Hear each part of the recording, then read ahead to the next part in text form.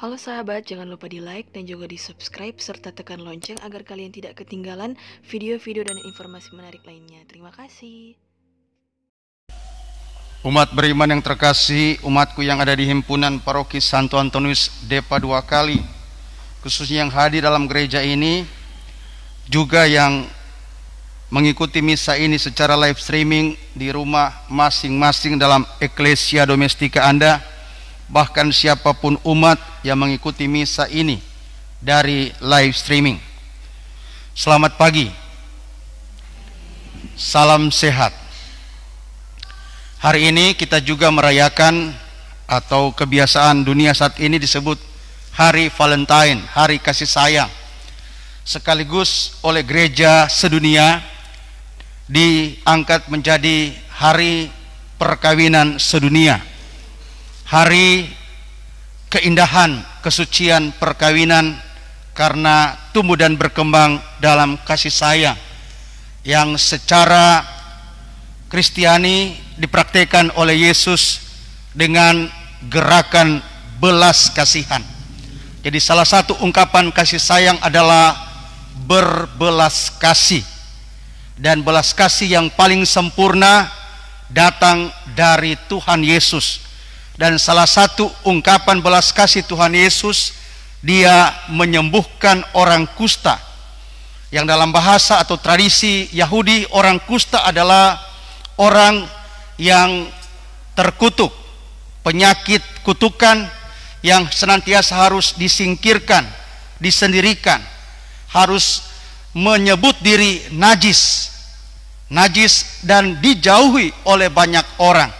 Dan Yesus mampu dan mau menyembuhkan orang itu karena Dia punya hakikat diri adalah belas kasihan. Sehingga orang semua yang menyebut pengikut-pengikut Kristus, sebenarnya hakikat diri kita adalah belas kasihan. Mengapa orang kusta tadi mendapatkan belas kasihan dari Yesus? Ada 3 aktivitas yang Dia bikin sehingga Dia mendapatkan belas kasihan. Pertama, Dia datang pada Yesus. Jadi orang akan mendapatkan belas kasihan yang salah satunya adalah penyembuhan kalau datang pada Yesus.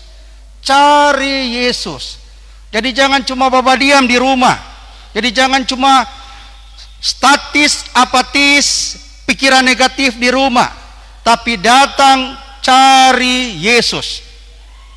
Datang baku dapa dengan Yesus. Yang dalam bahasa saya sejak 5 tahun lalu masuk di paroki ini, jaba masuk gereja. Supaya kalau Yesus, kamu butuh Yesus, Yesus pun akan berbelas kasih kepadamu.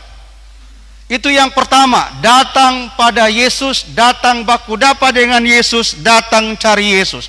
Kedua, setelah baku dapa dengan Yesus, berlutut di kaki Yesus. Berlutut di kaki Yesus, ada dia punya kata-kata yang bagus juga, tersungkur di kaki Yesus. Apa artinya ini? Bahasa saya, jangan sombong di hadapan Tuhan. Jangan sok jago, sok hebat, sok kuasa, sok kaya, setor hormat di hadapan Yesus. Tapi tersungkur, berlutut di hadapan Yesus, tanda di hadapan Tuhan, orang ini kecil, miskin, merana, tersingkir, tidak berdaya, sehingga harus minta perlindungan, pertolongan dari Yesus. Itu simbol berlutut di kaki Yesus. Itu perbuatan kedua dari orang kusta tadi. Dan yang ketiga, dia bilang, jika engkau mau, kalau engkau mau, engkau dapat menyembuhkan daku. Kata-kata ini mengungkapkan 2 hal. Jika engkau mau, engkau dapat menyembuhkan daku. Pertama, kita tidak usah paksa Tuhan untuk ikut orang mau. Karena itu kita harus bilang, jika engkau mau. Tidak usah paksa Tuhan. Sehingga doa kita jangan paksa-paksa Tuhan.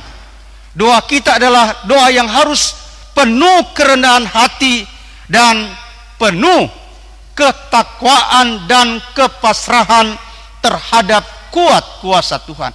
Jika engkau mau. Itu kata-kata yang indah. Kita tidak memaksa Tuhan, tapi kita sadar kita ini sebenarnya tidak layak di hadapan Tuhan. Yang nanti juga Anda akan ungkapkan ketika sebelum sambut, ya Tuhan, saya tidak pantas. Tuhan datang pada saya, tetapi bersabdalah saja maka saya akan sembuh. Maka orang hidup tidak usah paksa-paksa Tuhan. Yang kedua, makna dari jika engkau mau, dikatakan juga lanjut, engkau dapat menyembuhkan daku. Artinya apa? Yakin sungguh bahwa Tuhan pebae-bae bisa melakukan yang kita butuhkan. Yakin sungguh bahwa Tuhan pebae-bae, Dia bisa memenuhi torang pe kebutuhan. Engkau dapat menyembuhkan daku. Dan engkau dapat menyembuhkan daku. Tuhan juga memberikan juga pendidikan kepada kita. Memberikan pendidikan kepada kita supaya kita semakin sadar insaf akan apa kehendak Tuhan. Sehingga ketika saya punya papa meninggal, 8 tahun dia sakit, saya cuma bilang, inilah cara Tuhan mendidik kami. Karena orang tidak bisa paksa Tuhan, biarpun keinginan kami supaya orang papa sembuh, tapi cara Tuhan mendidik kami. Papa meninggal tanggal 17 Desember 2020. Artinya apa? Kehidupan ini Tuhan punya, maka orang kasih kembali kepada Tuhan. Sehingga hanya ada kata-kata syukur. Terima kasih Tuhan. So kasih orang pe papa sampai 84 tahun. Sehingga poinnya adalah, saudara-saudari, hidup bukan berapa panjang dan berapa lama. Hidup bukan diukur dengan harta, pangkat, jabatan, dan kedudukan. Tapi hidup adalah seberapa bermakna engkau untuk gereja, untuk sesama, dan untuk Tuhan. Dan kita orang belajar dari orang kusta tadi. Datang, berlutut, dan berkomunikasi rendah hati dengan Tuhan. Tuhan, jika engkau mau, engkau dapat menyembuhkan daku. Dan Yesus yang sungguh tahu kebutuhan kita, kebutuhan orang kusta tadi, dengan gerakan belas kasih, Dia mengulurkan tangannya dan menyembuhkan si kusta tadi. Tetapi saudara-saudari, penyembuhan tidak sampai pada selesai pada penyembuhan itu sendiri.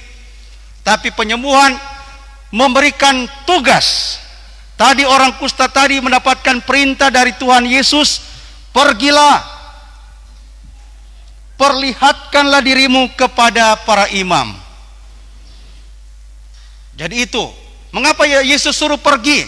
Bahwa Yesus ketika menyembuhkan orang kusta tadi, Dia menegaskan bahwa orang kusta tadi yang dulu martabatnya direndahkan, sekarang martabatnya dipulihkan.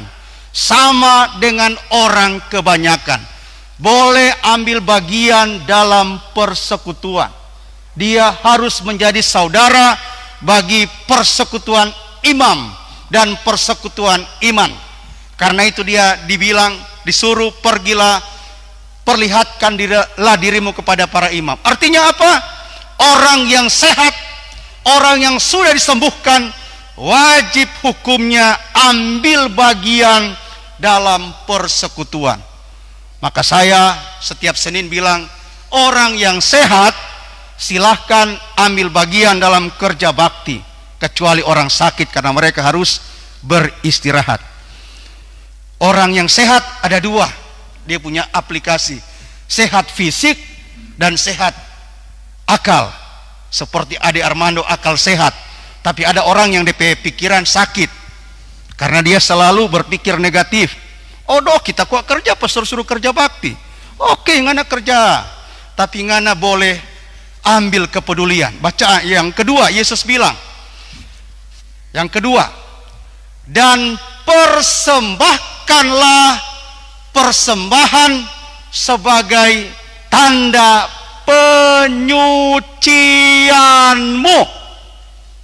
Maka saudara-saudari, derma yang Anda berikan tadi bukan karena Anda kaya, bukan karena Anda berkelimpahan, tapi derma itu salah satunya adalah tanda belas kasihan, tanda kepedulian, tanda syukur, dan lebih dari itu upaya penyucian,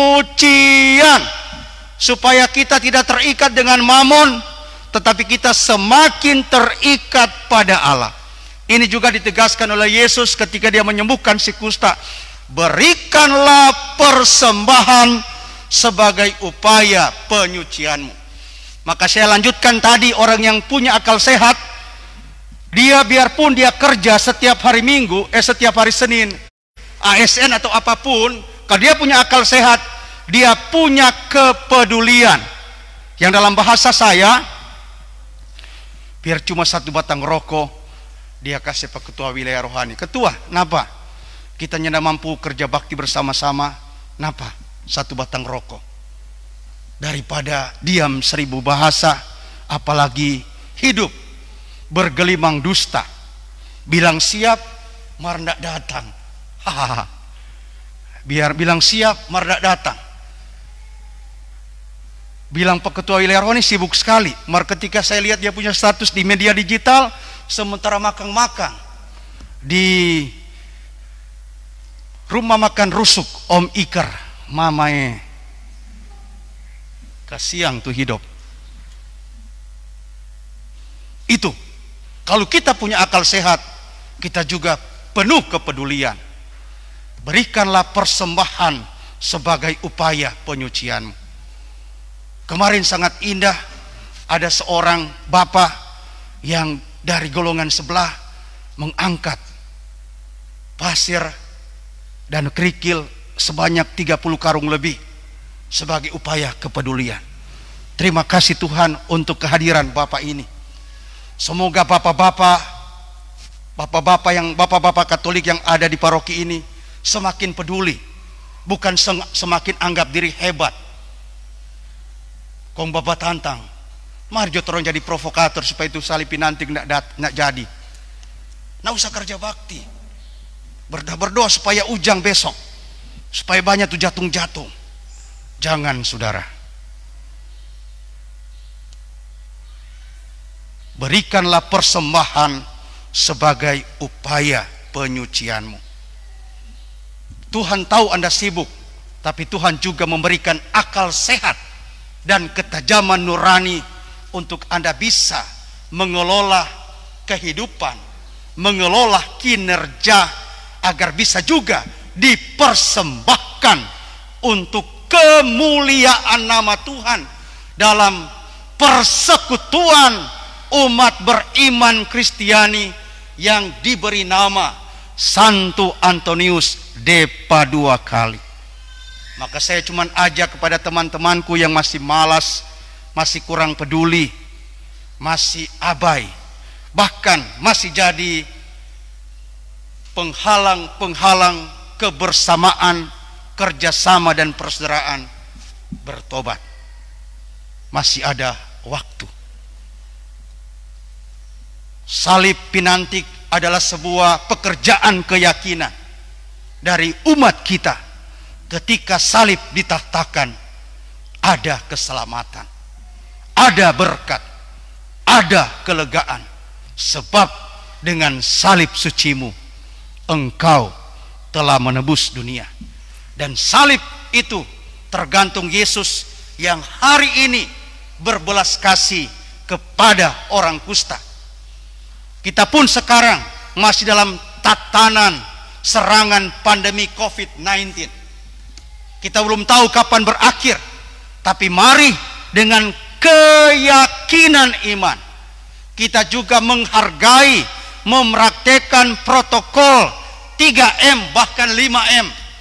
Mencuci tangan, memakai masker, menjaga jarak, menjauhi kerumunan, M keempat, dan mengurangi mobilitas. Kalau kita mempraktikkan itu, benih-benih kesembuhan sedang kita tumbuh kembangkan. Apalagi dengan praktek iman, yakinlah Tuhan akan memberikan gerakan belas kasihan, sehingga Dia akan memberikan kesehatan jasmani maupun kesehatan rohani. Dan itu mudah-mudahan semakin kita tumbuh kembangkan dalam praktek spirit paroki kita yang sementara membangun diri agar semakin beriman, semakin bersaudara, dan semakin berbela rasa, yang wujud nyatanya adalah mentahtakan salib Yesus. Karena dengan salib sucimu di Pinantik, engkau telah menebus dunia.